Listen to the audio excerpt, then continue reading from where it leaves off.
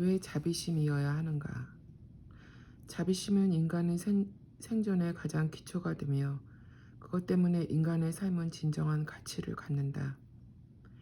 자비심이 없다면 삶의 기초가 없는 것과 같다.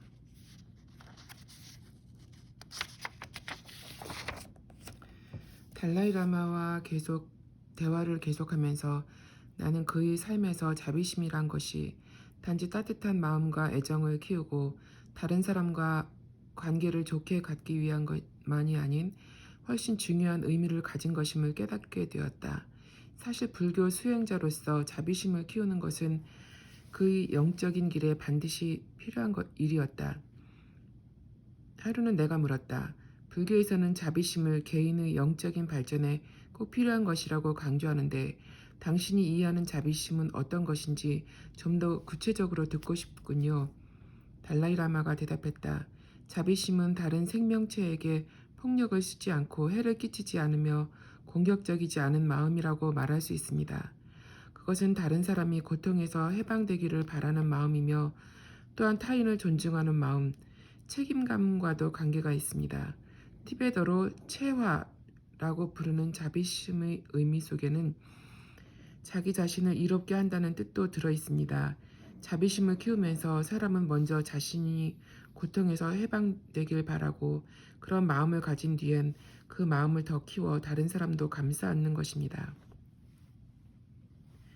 그런데 자비심에 대해 말할 때 종종 자비심을 집착과 혼돈할 위험이 있습니다. 우리는 먼저 사랑과 자비심에는 두 종류가 있다는 것을 알아야 합니다. 첫 번째 종류의 자비심은 집착과 섞인 것입니다. 다시 말해 누군가를 사랑하면서 동시에 그 사람으로부터 사랑받기를 원하는 것입니다. 주변에서 흔히 볼 수 있는 이런 종류의 사랑과 자비심은 매우 부분적이고 편견에 치우쳐 있습니다. 그리고 이런 마음의 바탕을 둔 관계는 불안정합니다. 이런 편협한 관계는 상대방을 친구로 생각하고 그에게 감정과 집착과 친밀감을 느끼지만 상황이 조금만 바뀌어도 예를 들어 서로 의견이 맞지 않거나 친구가 자신을 화나게 만드는 일이 생기면 갑자기 마음이 변하면서 그가 내 친구라는 생각은 사라질 것입니다. 그 다음엔 감정적인 집착이 자취를 감추고 사랑과 관심 대신 미움의 감정이 싹트는 걸 발견할 것입니다. 이처럼 집착의 바탕을 둔 사랑은 쉽게 미움으로 바뀔 수 있습니다. 하지만 집착에서 벗어난 두 번째 종류의 자비심이 있습니다. 이것이 진정한 자비심입니다. 이 자비심은 어떤 사람이 자신과 가깝기 때문에 생기는 것이 아닙니다. 오히려 진정한 자비심은 모든 인간 존재가 나 자신과 마찬가지로 행복을 바라고 고통을 극복하려는 본질적인 소망을 갖고 있다는 이해의 바탕을 두고 있습니다. 또한 나 자신과 마찬가지로 다른 사람들도 이런 근본적인 소망을 이룰 수 있는 권리를 갖고 있습니다. 이처럼 사람들의 소망이 같다는 사실을 깨닫게 되면 다른 사람에 대해 더욱 친밀감을 느끼게 됩니다. 기본적으로 이런 생각을 갖고 있으면 어떤 사람을 적으로 보든 친구로 보든 상관없이 그에게 자비심을 느낄 수 있습니다. 이 자비심은 당신의 욕망이 반영된 것이라기보다는 다른 사람의 기본적인 권리에 바탕을 둔 것입니다. 이런 바탕이 있으면 마음속에서 자연스럽게 자비심이 생겨날 것입니다. 이것이 진정한 자비심입니다. 따라서 우리는 두 종류의 자비심이 가진 차이점을 이해하는 것과 진정한 자비심을 키우는 일이 하루하루의 삶에서 얼마나 중요한가를 알 수 있습니다. 사람들은 대개 감정적인 집착을 갖고 결혼 생활을 합니다. 하지만 사랑과 함께 서로를 인격체로서 존중하는 진정한 자비심을 부부가 갖고 있다면 결혼 생활은 오랫동안 이루어질 것입니다. 자비심이 없이 감정적인 집착만 갖고 있는 경우에 그 결혼 생활은 불안정해지고 훨씬 빨리 끝나버리기 쉽습니다. 하지만 다른 종류의 자비심, 즉 개인의 감정과 상관없는 보다 진정한 의미의 자비심을 키워야 한다는 건 너무 지나친 요구처럼 보였다. 그런 생각을 하면서 내가 무심코 물었다. 하지만 사랑이나 자비심은 주관적인 감정입니다. 사랑과 자비심이라는 감정은 그것이 집착과 섞여 있든 아니든 진정한 것이든 똑같을 것입니다. 따라서 사람이 두 종류의 자비심에서 똑같은 감정이나 느낌을 경험한다면 굳이 둘을 구별하는 것이 왜 중요합니까? 달라이 라마는 단호한 목소리로 대답했다. 먼저 진정한 사랑과 자비심은 집착에 기초한 사랑의 느낌과는 전혀 다른 성질을 갖고 있다고 난 생각합니다. 그것은 똑같은 느낌이 아닙니다. 진정한 자비심의 느낌은 더욱 강하고 깊습니다. 또한 진정한 사랑과 자비심은 훨씬 변함이 없고 믿을 수 있습니다. 예를 들어 낚싯바늘에 걸려 몸부림치는 물고기처럼 극심한 고통을 겪고 있는 어떤 동물을 본다면 당신은 자연스럽게 그 고기의 고통을 겉에서 지켜보기가 힘들다는 느낌을 갖게 될 것입니다. 당신이 그 물고기와 특별한 관계가 있어서 이 물고기는 내 친구야 라고 생각하기 때문에 그런 느낌이 드는 것이 아닙니다. 이 경우에 당신이 자비심을 느끼는 이유는 단순히 그 물고기 역시 감각이 있어서 고통을 느낄 수 있으며 그런 고통을 겪지 않을 권리가 있다고 생각하기 때문입니다. 욕망과 집착이 섞이지 않은 이런 자비심은 더 건강하고 훨씬 오래갈 수가 있습니다. 자비심에 대한 대화에 깊이 빠져들면서 내가 말했다. 낚싯바늘에 걸려 극심한 고통을 겪고 있는 물고기를 눈앞에서 보고 있는 예를 통해 당신은 자비심의 핵심을 짚어주셨습니다. 다시 말해 자비심이란 겉에서 물고기의 고통을 지켜보기 힘든 느낌 같은 것과 관계가 있다는 것이군요. 달라이 라마가 말했다. 그렇습니다. 어떤 의미에서 자비심은 다른 사람의 고통이나 다른 생명 가진 존재의 고통을 볼 때 생기는 견디기 힘든 느낌으로 정의할 수도 있을 것입니다.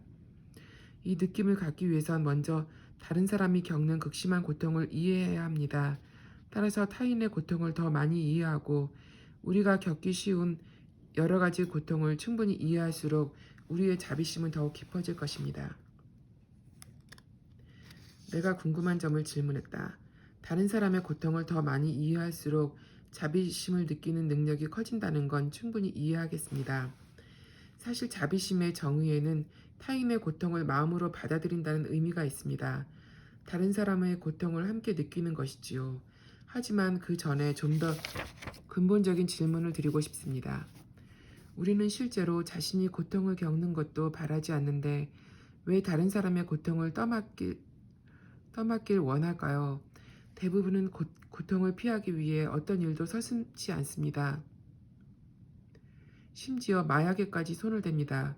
그런데 무슨 이유로 우리가 다른 사람의 고통까지 일부러 떠맡겠습니까? 한순간도 주저하지 않고 달라이라마가 대답했다. 자신이 겪는 고통을 자비심을 갖고 타인의 고통을 함께 경험할 때 느끼는 고통과 크게 다르다고 난 생각합니다. 거기엔 질적인 차이가 있습니다. 그는 잠시 말을 멈추더니 마치 내 마음속에 있는 느낌을 알고 있는 듯이 이렇게 말했다.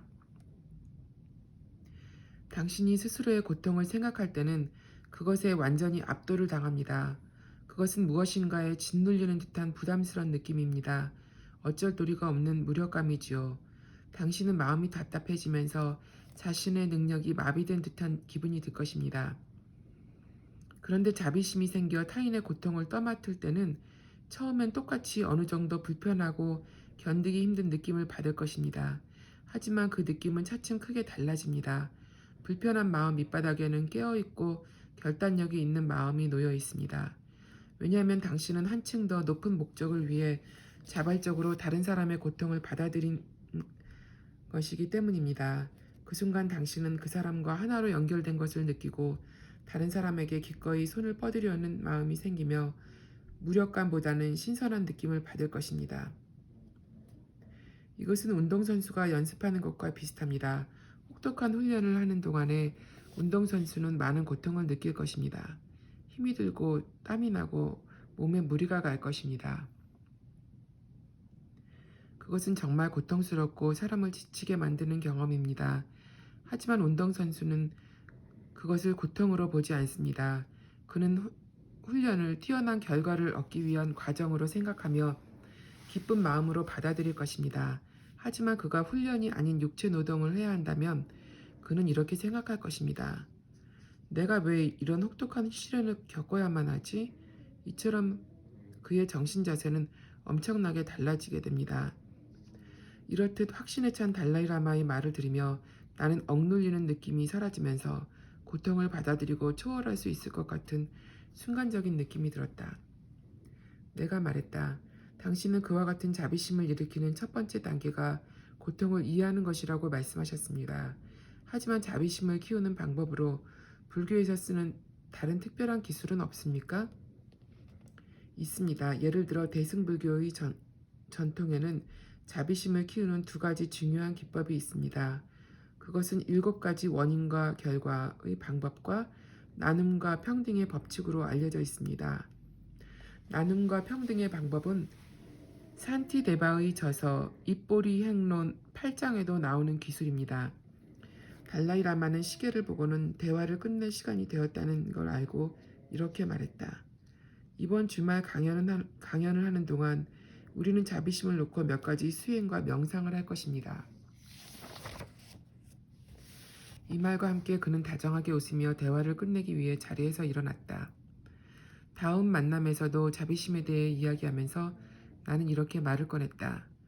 지금까지 우리는 자비심의 중요성과 함께 인간이 행복해지려면 애정과 따뜻한 마음, 우정 등이 반드시 필요하다는 당신의 믿음에 대해 이야기했습니다.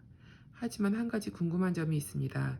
예를 들어 어느 부유한 사업가가 당신에게 와서 이렇게 말했다고 상상합시다. 당신은 인간이 행복해지려면 따뜻한 마음과 자비심이 절대로 필요하다고 말씀하십니다. 하지만 난 천성적으로 따뜻한 마음을 가진 사람이 아닙니다. 솔직히 특별한 자비심이나 이타주의적인 감정을 정말로 느끼지 못합니다. 난 대체로 이성적이고 현실적이며 지적인 성향을 갖고 있어서 그런 종류의 감정은 느낄 수가 없습니다.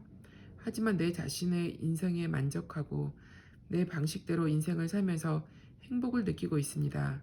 난 사업에서 큰 성공을 거뒀고 친구들도 있고 아내와 자식들을 부양하고 있으며 가족과의 관계도 좋은 편입니다. 내 삶에 뭔가 있는 듯한 느낌은 전혀 없습니다. 자비심, 이타주의, 따뜻한 마음을 키워야 한다는 건 물론 좋은 얘기입니다. 하지만 그런 것이 나한테 무슨 이익이 되겠습니까? 내 귀엔 단지 감상적인 말로 들릴 뿐입니다. 라고 말입니다. 그러자 달라이라마가 말했다. 사업가가 그렇게 얘기했더라도 무엇보다 그가 정말 마음 깊이 행복을 느끼는지 난 여전히 의심이 됩니다. 난 자비심이 인간의 생존에 가장 기초가 되며 그것 때문에 인간의 삶이 진정한 가치를 갖게 된다고 확신합니다. 자비심이 없다면 삶에서 기초가 되는 부분이 빠진 것과 같습니다.